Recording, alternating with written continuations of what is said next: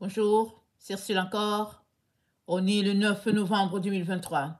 Alors, je viens sur la trompette aujourd'hui encore et je viens proclamer le retour de notre Seigneur Jésus-Christ. Amen et alléluia, soyons tous bénis, soyons remplis de sa joie. Amen. L'illusion, cette force, cette barrière étanche. Amen. L'illusion, cette force, cette barrière étanche. Alors, l'illusion, c'est dit sur Wikipédia, c'est dit que c'est l'interprétation fausse de ce que l'on perçoit. C'est une apparence dépourvue de la réalité. C'est une croyance erronée qui trompe par son caractère séduisant. Ce sont des chimères, rêves, utopies. On est dans l'illusion quand notre esprit voit les choses autrement qu'elles ne sont. C'est-à-dire que la tromperie se joue de nos sens, de notre esprit. Et on se retrouve dans un monde irréel. L'illusion est une représentation mentale, erronée. Et si on demeure dedans, ça peut nous garder prisonniers toute notre vie.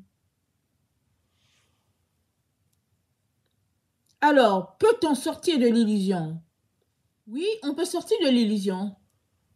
Si on se répand, on demande pardon à Dieu, on crie à lui, on peut sortir de l'illusion. Parce que l'illusion est une force ténébreuse. C'est une force du mal. On est enrôlé dans un mensonge qu'on croit être la vérité. Maintenant, il faudrait encore se rendre compte qu'on est dans l'illusion.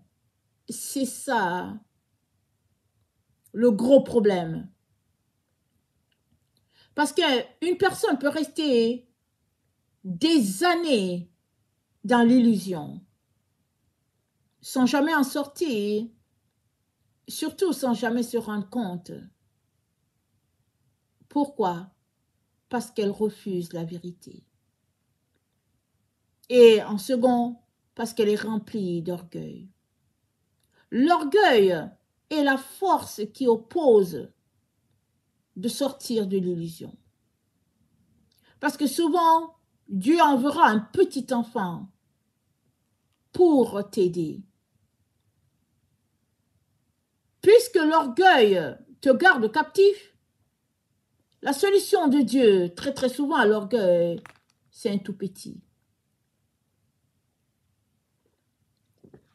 Parce que le petit représente l'humilité. Et quand je dis petit, je veux dire quelqu'un qui est plus petit que toi. Si tu es riche, il t'enverra un pauvre. Si tu es baraqué énorme, il t'enverra un chétif.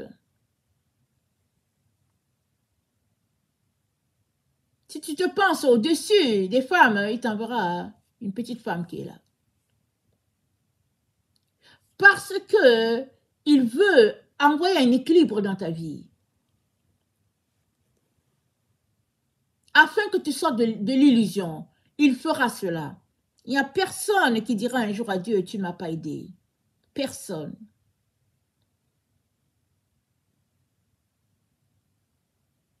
Et il te faudra beaucoup d'humilité pour accepter que ce petit enfant, cette petite vieille,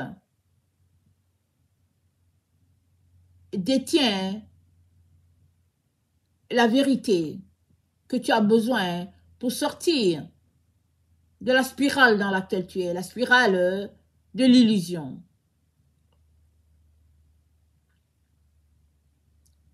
Et si tu refuses, Dieu continuera d'envoyer des gens jusqu'à ce que vienne un jour où il n'en verra plus.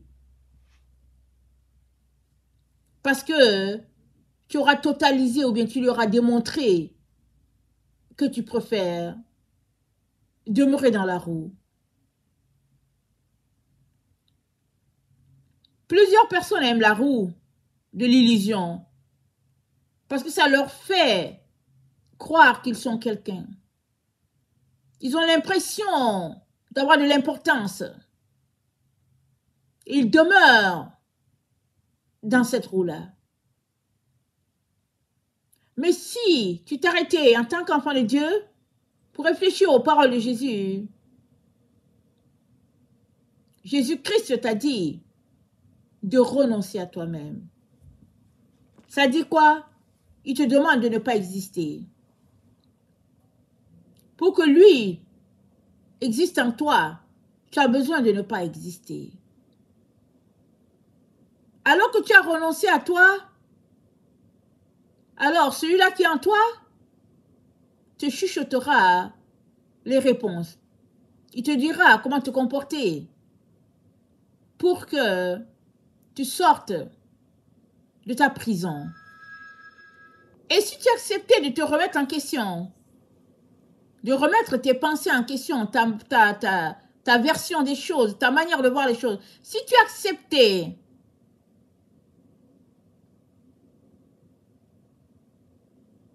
si tu créais le doute un peu pour dire, et si ce que j'entends, c'est vraiment faux, c'est pas Dieu qui me parle. Une fois que tu envoies le doute, le si, et si, ça, c'est une porte de salut pour toi. Et après cela, juste après cela, décide de sortir du monde, de laisser les voies du monde et d'embrasser celle de Jésus-Christ à 100%. Dans 1 Jean 2, l'apôtre Jean nous dit, n'aimez point le monde ni les choses qui sont dans le monde. Si quelqu'un aime le monde, l'amour du Père n'est point en lui. Car tout ce qui est dans le monde, la convoitise de la chair, la convoitise des yeux et l'orgueil de la vie ne vient point du Père, mais vient du monde. Et le monde passe. Et sa convoitise aussi. Mais celui qui fait la volonté de Dieu demeure éternellement. Tu demeureras dans la présence de Dieu. Tu ne connaîtras pas la mort.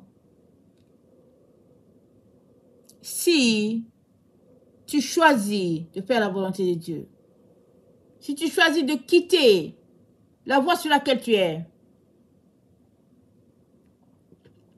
cette voie qui oppose Dieu, il est très facile pour quelqu'un qui est dans le monde de quitter le monde et de venir à Jésus, qu'il n'est facile pour un enfant de Dieu qui marche sur les deux voies. Généralement, les personnes qui marchent clopin, aiment cette vie-là. Ne leur dis pas de quitter complètement la vie du monde. Ils vont te dire, Dieu n'a rien contre cela. Parce que c'est un équilibre qu'ils ont établi dans leur vie. Et ils peuvent contrôler leur comportement et dans la maison de Dieu et dans le monde de manière à rester au milieu. Mais de tout ce groupe-là, qu'est-ce que Jésus-Christ a dit? Il dit, je te vomirai. Il a dit à Laodicée, je te vomirai. Allez-y lire Apocalypse 3, le verset 14. Il dit, viens acheter de moi de l'or pur, toi qui cherches la richesse. Achète de moi le collier, toi qui ne vois plus mais qui pense que tu vois.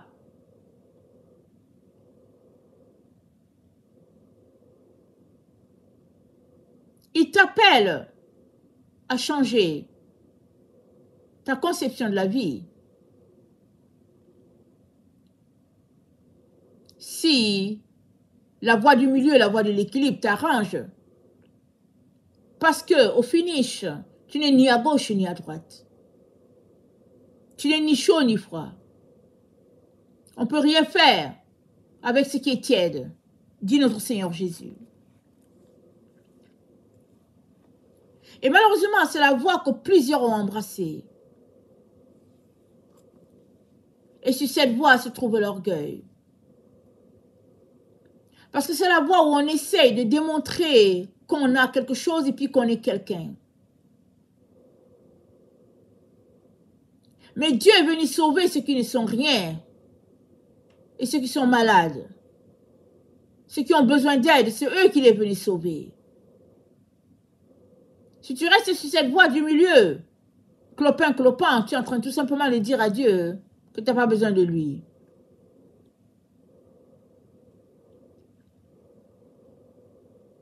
Tu as besoin de quitter les voies du monde. Et ainsi, tu quitteras l'illusion. Parce que l'illusion est fortement rattachée à la lumière de ce monde. Cette lumière que tu crois être lumière, cette sagesse que tu crois être sagesse, alors que ce n'est que mensonge.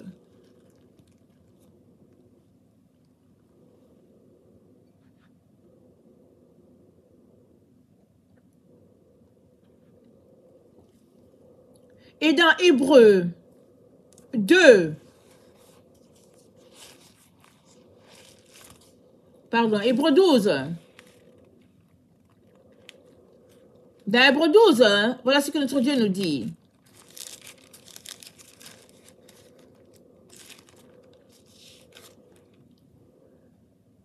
Au verset 18, vous ne vous êtes pas approchés d'une montagne qu'on pouvait toucher et qui était embrasée par le feu, ni de la nuée, ni des ténèbres, ni de la tempête, ni du retentissement de la trompette, ni du bruit des paroles, tels que ceux qui l'entendirent demandèrent qu'il ne leur en fût adressé aucune de plus.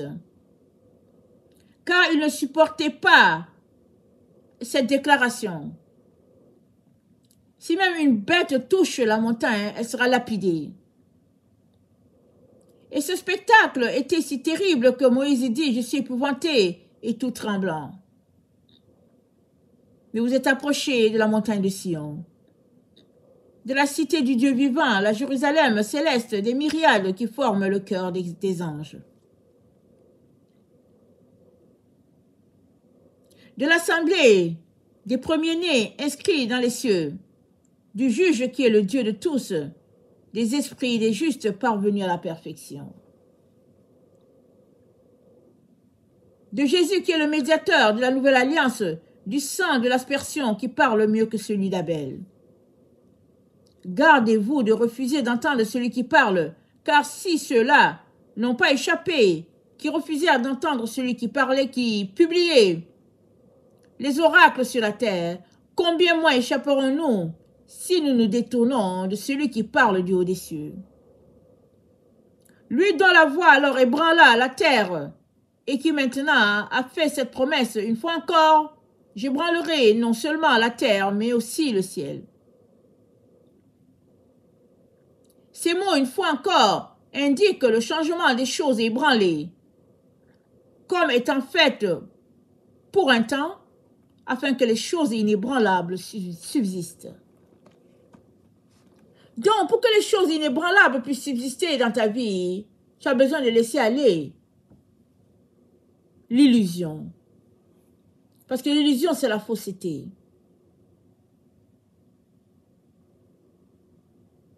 C'est tes pensées tournées vers l'orgueil de la vie.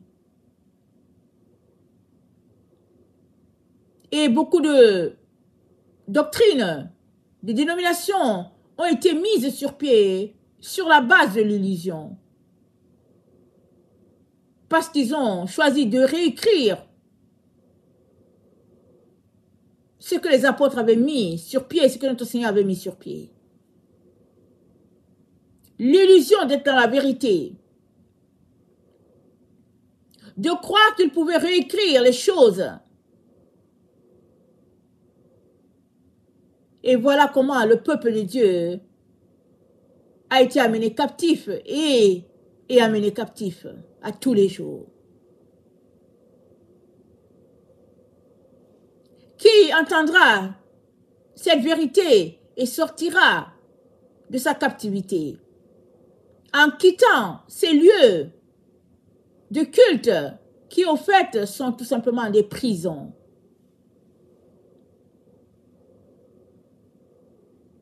Tant et aussi longtemps que tu ne sors pas de cette illusion d'avoir trouvé le chemin de la vérité, tu périras là, dans cette prison. Et pourtant, la vérité, tu l'as sous la main. À tous les jours, tu l'as. Tu connaîtras la vérité quand tu sortiras de toute théologie et que tu t'assiéras devant ton Seigneur dans les pleurs et les larmes lui demandant de t'enseigner. Il viendra et t'enseignera dans toute la simplicité. Et tu te demanderas, mais pourquoi est-ce que je croyais les autres choses? Pourquoi est-ce que j'écoutais les autres?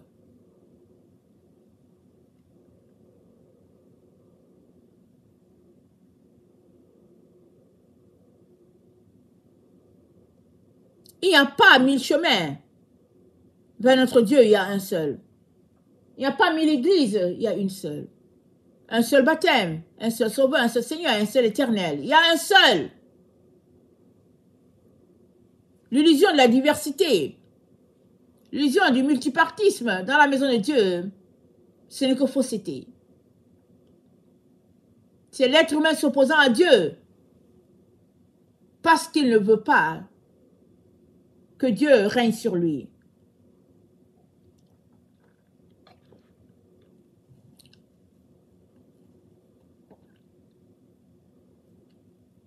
Et voilà comment les hommes se sont égarés.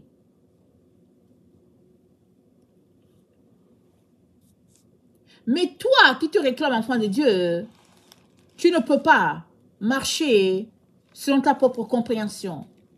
C'est le Saint-Esprit qui te conduit. Jésus-Christ a dit, quand le Consolateur sera venu, il vous conduira dans toute la vérité. Il prendra ce qui est à moi et vous l'enseignera. Ta relation avec le Saint-Esprit a besoin d'être développée afin que tu puisses sortir de l'illusion dans laquelle tu te trouves.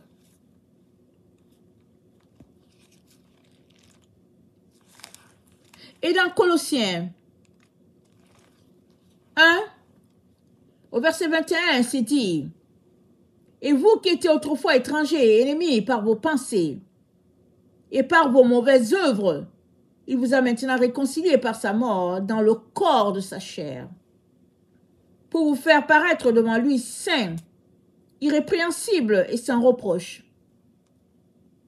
Si du moins vous demeurez fondés et inébranlables dans la foi, sans vous détourner de l'espérance de l'évangile que vous avez entendu, qui a été prêché à toute créature sous le ciel, et dont moi, Paul, j'ai été fait ministre. Demeurez fondés, inébranlables dans la foi. » Quelle foi? Le type de foi d'Abraham, le type de foi des apôtres, le type de foi de tous les héros de la foi. Pas la foi créée dans notre temps. Pas cette foi qui arrange les uns et puis n'arrange pas les autres. Pas cette foi qui attend quelque chose en retour, mais non.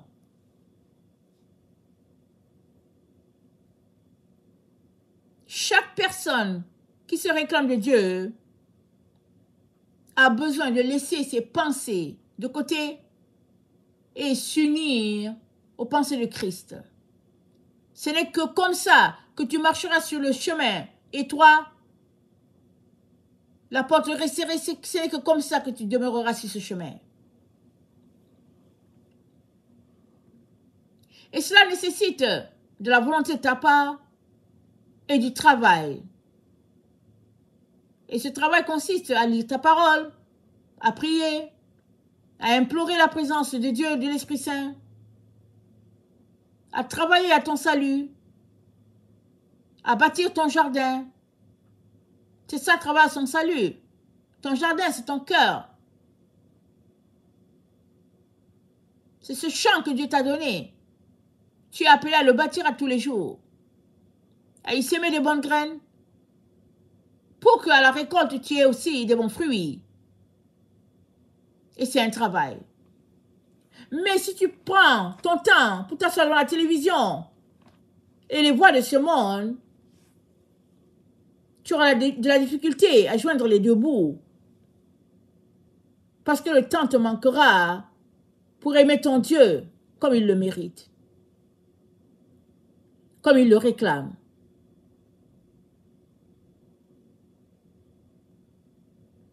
Il est temps de quitter tout ce qui te distrait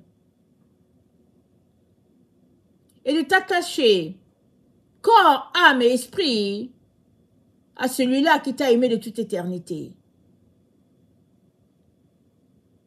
Et la Bible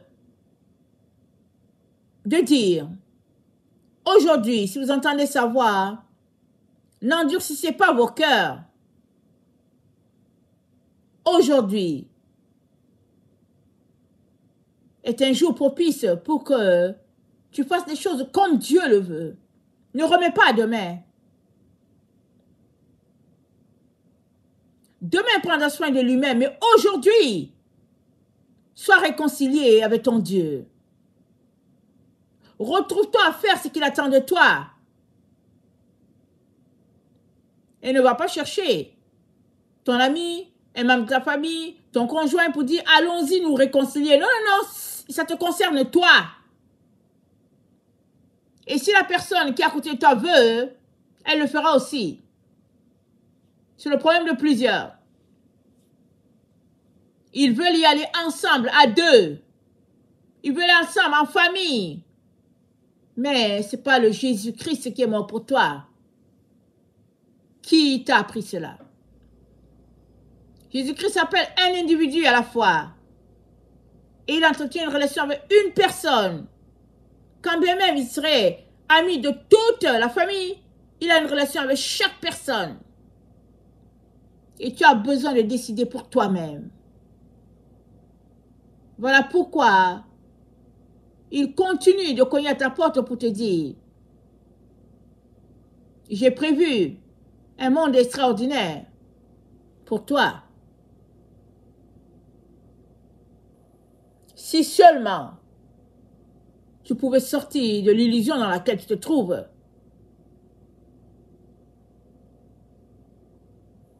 Ton bonheur serait comme le fleuve qui coule du trône de Dieu. Je termine en lisant Apocalypse 22.